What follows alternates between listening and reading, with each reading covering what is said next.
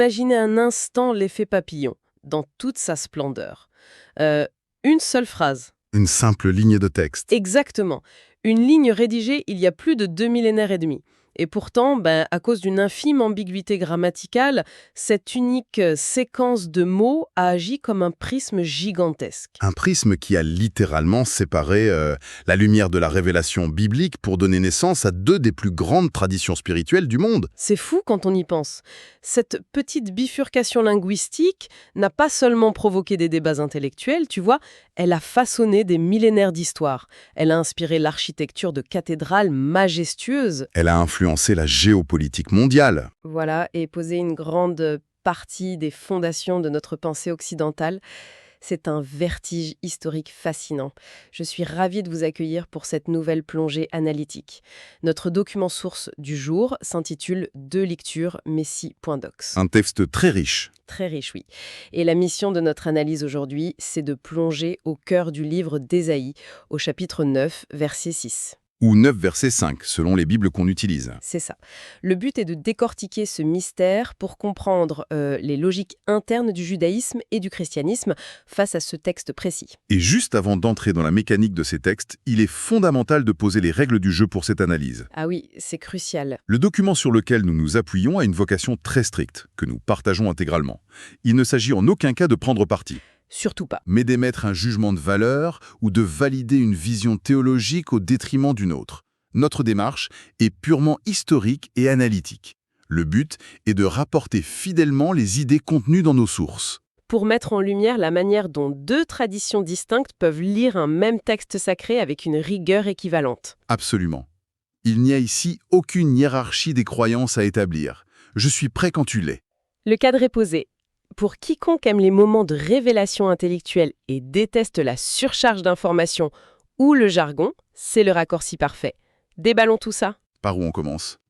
Par le commencement, le contexte historique. Nous sommes au 8e siècle avant notre ère. Le royaume de Juda, avec à sa tête le roi Achaz, est plongé dans une terreur absolue. Il faut vraiment s'imaginer la pression de l'époque. Oui, l'empire assyrien est la superpuissance de la région. Et c'est une machine de guerre d'une brutalité inouïe. Face à cette menace expansionniste, les royaumes voisins forment une coalition et tentent de forcer le royaume de Juda à les rejoindre. Le roi Achaz est pris en étau. La panique s'installe à Jérusalem et la réaction politique immédiate du roi n'est pas de s'en remettre à la protection divine promise à la lignée de David, mais de chercher frénétiquement des alliances militaires. En l'occurrence, avec l'Assyrie elle-même. C'est un jeu d'échecs géopolitique totalement désespéré. C'est donc dans ce climat de siège imminent, de diplomatie de la peur, qu'intervient le prophète Ésaïe. Et son message est enfin d'une audace folle par rapport à la situation. Disons qu'il prend tout le monde à contre-pied. Exactement. Alors que tout le monde compte les chars et les lances, Ésaïe annonce que le salut ne viendra pas d'une armée. Il pointe vers la fragilité extrême, la naissance d'un enfant royal de la lignée de David. L'ironie prophétique est poignante. Les nations mesurent leur sécurité à l'aune de leur force de frappe militaire. Ésaïe, lui, annonce un futur de paix totale, reposant sur les épaules d'un nouveau-né. Le texte précise même que c'est le zèle de l'Éternel des armées qui fera cela. Ça pose les fondations même de l'attente messianique, l'espoir qu'un souverain concret ancré dans l'histoire viendra rétablir la justice, non pas par la force brute, mais par une intervention divine. Mais le point de rupture arrive ici, l'épicentre du séisme théologique. C'est la formulation en hébreu ancien. Le verset dit qu'un enfant nous est né, que la souveraineté reposera sur son épaule, et s'ensuit une liste de titres extrêmement glorieux. Merveilleux conseiller, Dieu fort, Père de l'éternité, Prince de paix. et c'est là que le piège grammatical se referme. L'hébreu public ne fonctionne pas du tout comme nos langues modernes. Sans majuscule ni ponctuation précise. C'est tout le problème. Ce qui est fascinant ici, c'est que la syntaxe hébraïque contient une ambiguïté structurelle profonde. Elle ne désigne pas de manière univoque le sujet et l'objet. Est-ce que ces titres décrivent l'enfant qui naît? Ou bien est-ce Dieu, qui possède lui-même ces titres de merveilleux conseiller et de Dieu fort, qui donne le nom de prince de paix à cet enfant? Le texte original laisse ces deux portes grandes ouvertes. C'est quand même incroyable qu'une telle lourdeur théologique repose sur une absence de ponctuation claire. Comment les traducteurs de l'Antiquité ont géré ce texte qui refuse de choisir son camp? Si l'on regarde la tradition massorétite, le texte hébreu fixé par les érudits juifs, ainsi que les rouleaux de Qumran, l'ambiguïté est soigneusement préservée. Le rythme poétique est intact. Voilà. Le texte ne force aucune interprétation dans sa grammaire. En revanche, les choses prennent une tournure radicalement différente avec la Septante. La traduction grecque de la Bible hébraïque destinait la diaspora juive au IIIe siècle avant notre ère. Mais si l'hébreu était intentionnellement ouvert, pourquoi la Septante a soudainement choisi une direction concrète? Le passage d'une langue sémitique à une langue indo-européenne, comme le grec, impose des choix syntaxiques. Le grec exige des déclinaisons, des cas grammaticaux, qui forcent à clarifier qui fait quoi. Ah, la contrainte linguistique. Exactement. La Septante a reformulé la phrase d'une manière qui applique beaucoup plus directement ces titres glorieux à l'enfant lui-même. C'est devenu un pivot théologique, car c'est cette version grecque qui va nourrir la réflexion des premiers chrétiens. C'est là que ça devient vraiment intéressant. On voit comment un choix de traduction prépare le terrain. Mais revenons à la matrice originale, la lecture juive. Très bien. Pour comprendre pourquoi l'idée d'appliquer le titre de Dieu fort à un enfant est si problématique dans le judaïsme, il faut rappeler le concept d'absolue transcendance divine. Le pilier central, c'est le schéma Israël. Écoute, Israël.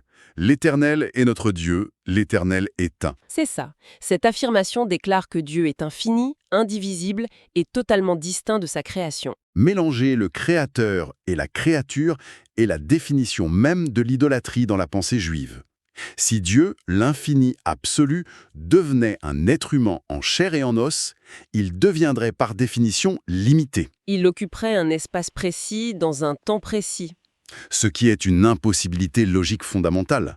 La frontière entre le divin et l'humain est sacrée. Alors face à ce mur infranchissable, comment les grands érudits juifs abordent ces fameux titres dans Ésaïe 1 ?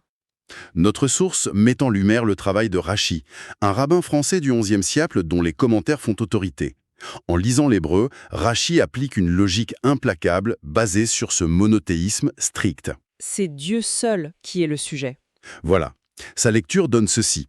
Le merveilleux conseiller, le Dieu fort, le Père de l'éternité, appellera le nom de cet enfant, prince de paix. L'enfant n'est donc absolument pas Dieu. C'est un roi humain que Dieu protège et à qui il confie une mission. C'est une résolution très élégante.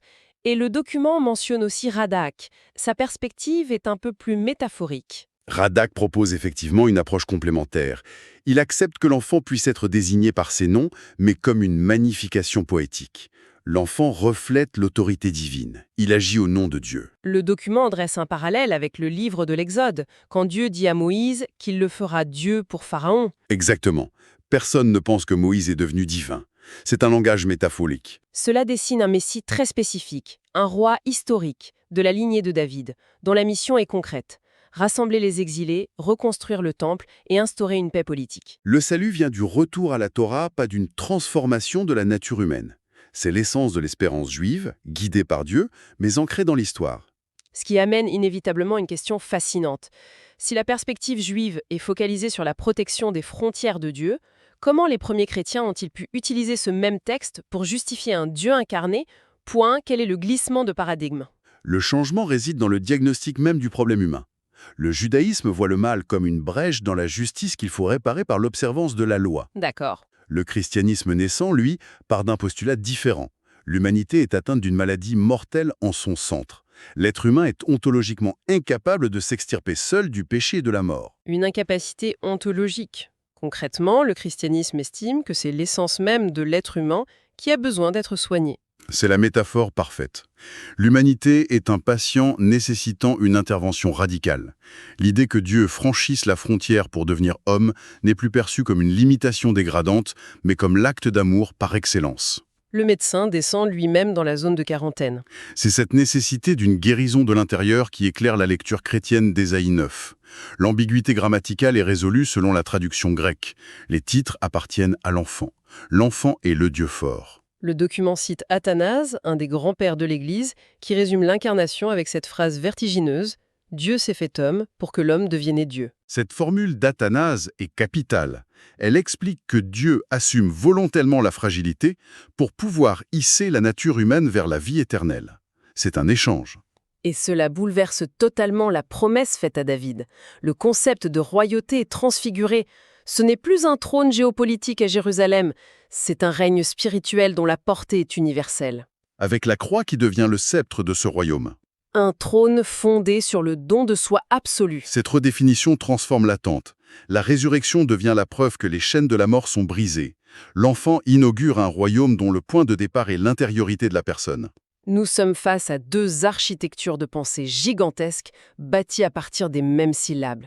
Ce qui est remarquable dans l'analyse de notre source, c'est son refus d'adopter une posture de compétition. Si l'on relie cela à la vue d'ensemble, l'auteur démontre que la divergence n'est pas le fruit d'une erreur de lecture.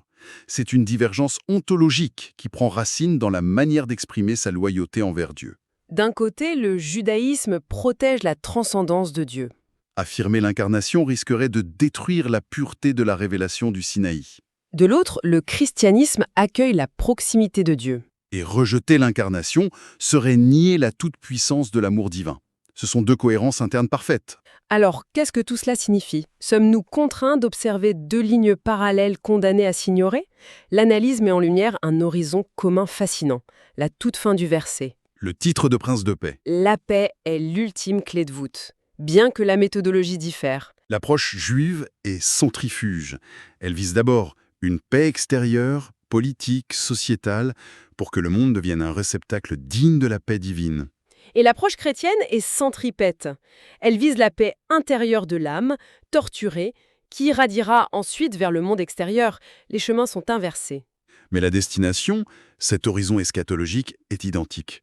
Qu'il s'agisse d'attendre le Messie ou son retour final, les deux prismes convergent vers l'éradication de la souffrance et la mort universelle. C'est un voyage intellectuel étourdissant. Partir d'un royaume terrorisé il y a 3000 ans, traverser les débats de traduction pour voir s'élever deux piliers de la spiritualité. Tout cela suspendu à une question de grammaire. Le document conclut d'ailleurs sur l'impossibilité de hiérarchiser ces deux approches. Vouloir prouver qu'une lecture est vraie et l'autre fausse n'a pas de sens analytique ici. Une même vérité textuelle qui rayonne à travers des prismes différents. Cela soulève une question importante, qui dépasse largement le cadre biblique. Faire l'effort d'entrer dans la mécanique de pensée de l'autre est un exercice d'hygiène mentale fondamental.